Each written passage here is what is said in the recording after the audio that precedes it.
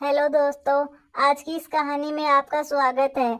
मेरा नाम नेहा है और मैं जयपुर राजस्थान की रहने वाली हूँ।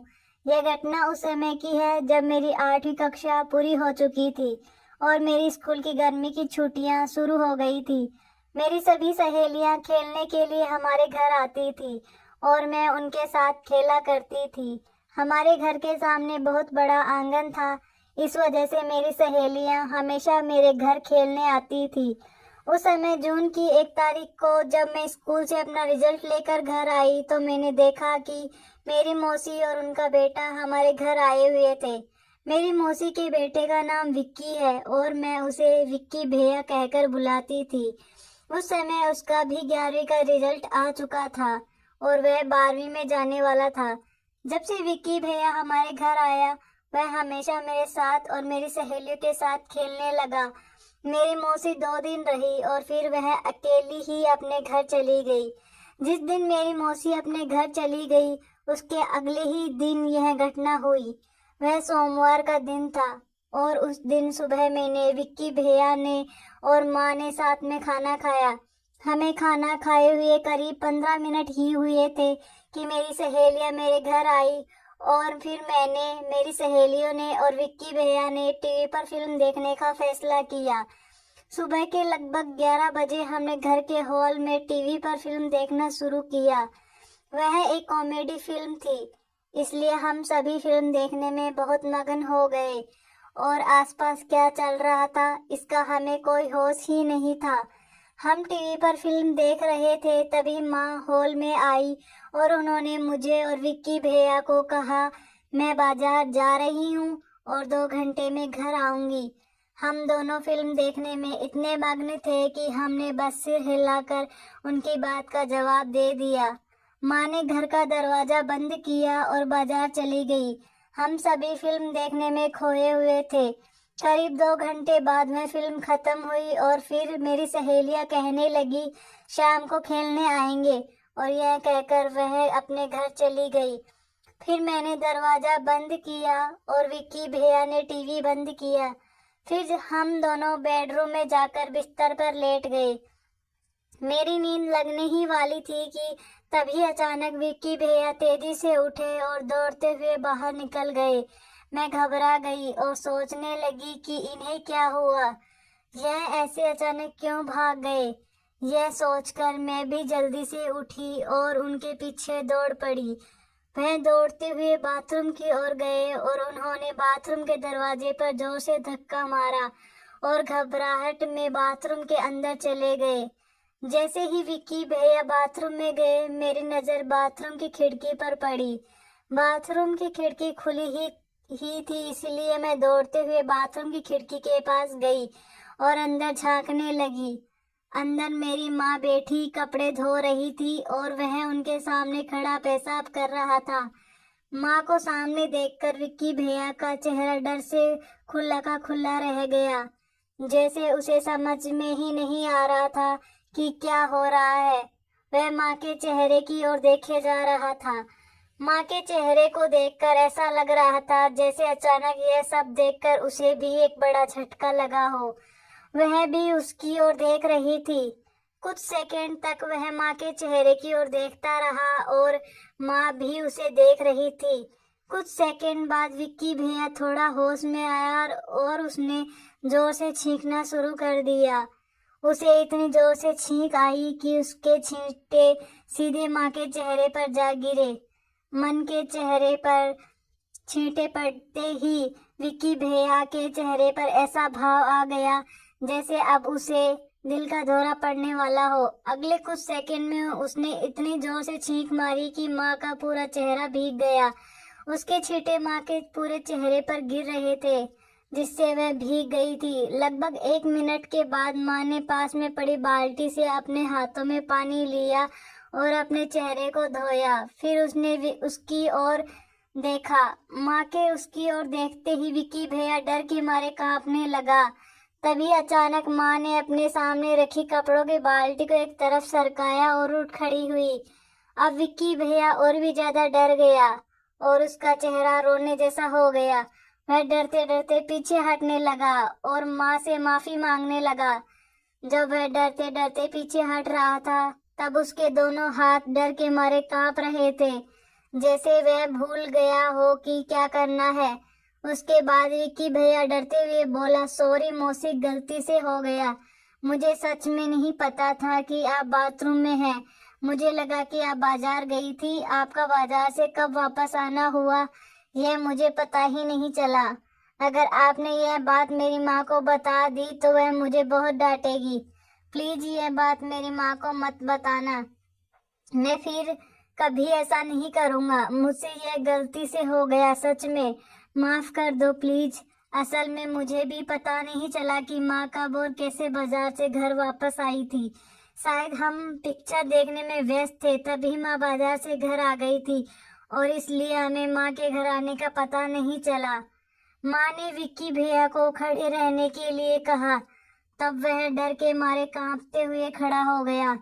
माँ उसके पास गई और उन्होंने उसके दोनों हाथों को अपने हाथों में लिया और माँ ने कहा, कोई बात नहीं, हो जाता है कभी कभी। तुम डरो मत, मैं किसी को कुछ नहीं बताने वाली। तुम चिंता मत करो, मैं तुम्हारी मदद करूंगी। यह कहते हुए उन्होंने अपने दूसरे हाथ से उसके बालों में प्यार से हाथ फेरना शुरू कर दिया, जैसे वह उसे अपने हाथों से प्यार से सहला रही हो। 5 मिनट के बाद माँ ने उसके सिर पर रखा हाथ उसकी पीठ पर रख दिया और उसकी पीठ पर हल्के से हाथ फेरने लगी। अब विक्की भैया का ध्यान माँ की बातों पर बिल्कुल भी नहीं था, क्योंकि वह तो जैसे स्वर्ग में पहुंच गया था। शायद उसके लिए यह पहली बार था। माँ हल्के से मुस्कुराकर बोली, जब तू छोटा था ना, तब तू कई बार मुझसे लिपट के सोता था और कई बार मुझे भिगो देता था। इतना ही नहीं, बचपन में तो कई बार जानबूझकर अपने उससे मुझे पूरा गिला कर देता था। यह कहते हुए माँ ने अपने दूसरे हाथ से उसकी पीठ पर फिर से प्यार से हाथ फेरा। विक्की भैया आनंद में इतना खो गया था कि उसके जैसे होश ही उड़ने लगे थे और वह बेहोशा होने लगा था। तभी माँ ने अपना हाथ हटा लिया। बचपन से मैंने अपने घर के बड़े बुजुर्गों या अपनी माँ को कभी इस तरह कुछ करते हुए नहीं देखा था और उस वक्त मैं छोटी थी तो समझ ही नहीं पा रही थी कि माँ और विक्की भैया क्या कर रहे हैं और ऐसा क्यों कर रहे हैं। मेरे मन में कई सवाल उठ रहे थे। इन सवालों की वजह से मैं थोड़ी घबरा गई थी। फिर भी मैं चुपचाप खड़ी रहकर सब देख रही थी।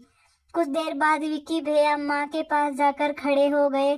जैसे ही विक्की भैया माँ के पास गए, माँ उठी और पास रखी कुर्सी पर बैठ गई। दोनों ही थके हुए लग रहे थे, पर उनके चेहरे पर एक अलग ही सुकून और खुशी झलक रही थी। फिर माँ ने बाल्टी से पानी लिया और बोली, विक्की, नेहा कहाँ है? विक्की भैया ने जवाब दिया, वह बेडरूम में पलंग पर सो रही है। इतना सुनते ही माँ निश्चित हो गई। तभी मैं जल्दी से बेडरूम की ओर भागी और जाकर पलंग पर सोने का नाटक करने लगी। लगभग 5 मिनट बाद विक्की भैया भी बेडरूम में आया और मेरे पास पलंग पर लेट गया। कुछ ही देर में उसकी नींद लग गई और फिर मुझे भी नींद आ गई। शाम के करीब 4 बजे मेरी सहेलियां हमारे घर खेलने आई। तब माँ ने मुझे और विक्की भैया को नींद से जगाया और फिर हम दोनों बाथरूम में जाकर अपने हाथ मुंह धोने लगे। हाथ मुंह धोने के बाद मैंने अपनी सहेलियों के साथ खेलना शुरू किया। हमने विक्की भैया को भी खेलने के लिए बुलाया, लेकिन माँ ने उसे हमारे साथ खेलने नहीं भेजा, इसलिए मैं अपनी सहेलियों के साथ खेलने चली गई। करीब आधे घंटे बाद मुझे प्यास लगी तो मैं पानी पीने के लिए घर के अंदर आई। किचन में पहुंचने पर मैंने जो देखा उसे देखकर मैं जल्दी से दरवाजे के पीछे छुप गई और अंदर झांकने लगी। उस समय माँ ने अपनी आंखें बंद की हुई थी और वह किचन के काउंटर से लगकर खड़ी थी। करीब 5 मिनट तक मैं यह सब देखती रही। फिर मैं घर के बाहर चली गई और अपनी सहेलियों के साथ एक दूसरी सहेलियों के घर चली गई। वहां जाकर मैंने पानी पिया और अपनी सहेलियों को वहीं रुकने के लिए कहकर मैं अकेली वापस अपने घर आई। घर आकर मैंने देखा कि दरवाजा बंद था, तो मैं घर के पीछे के रास्ते से अंदर जाने लगी। तब मुझे किचन से कुछ आवाज सुनाई देने लगी, इसलिए मैं किचन की ओर गई। किचन की खिड़की खुली थी तो मैंने उस खिड़की से किचन में झांकना शुरू किया तो वहां दो लोग किचन में फर्श पर सोए हुए थे। वहां से अजीब सी आवाजें आ रही थी। काफी देर बाद उनकी आवाजें बंद हुई और वे दोनों जोर जोर से सांस ले रहे थे और अब किचन में सिर्फ उनकी सांसों की आवाज गूंज रही थी। थोड़ी देर बाद माँ उठकर बैठ गई और मैं वहां से वापस चली गई। रात के लगभग 7 बजे जब मैं घर आई तो मैंने देखा कि विक्की भैया टीवी देख रहे थे और माँ किचन में खाना बना रही थी। फिर विक्की भैया के साथ मैं टीवी देखने लगी।